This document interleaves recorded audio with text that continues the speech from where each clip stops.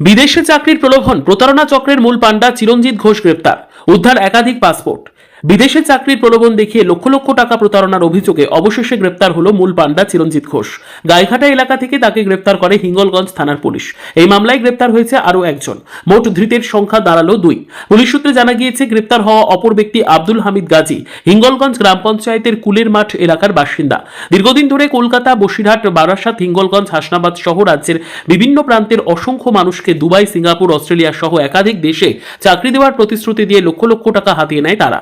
কারো কাছ থেকে 1 লাখ, কারো কাছ থেকে 1.5 লাখ, এমনকি 3 থেকে 4 লাখ টাকা পর্যন্ত নেওয়ার অভিযোগ রয়েছে।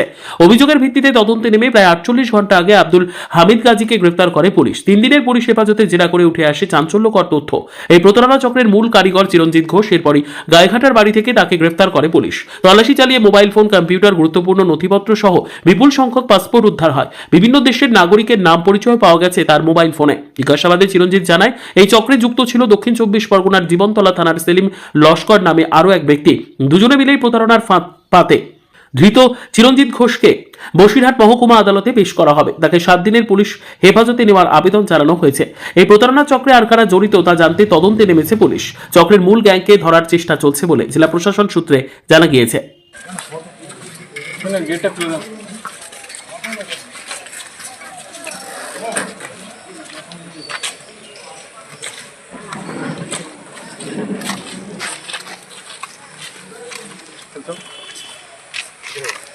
ডান সাইড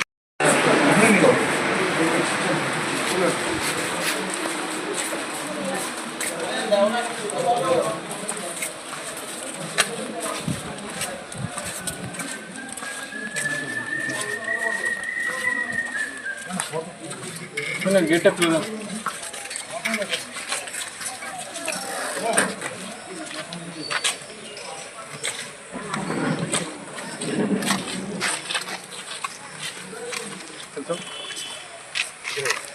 ডান সাইড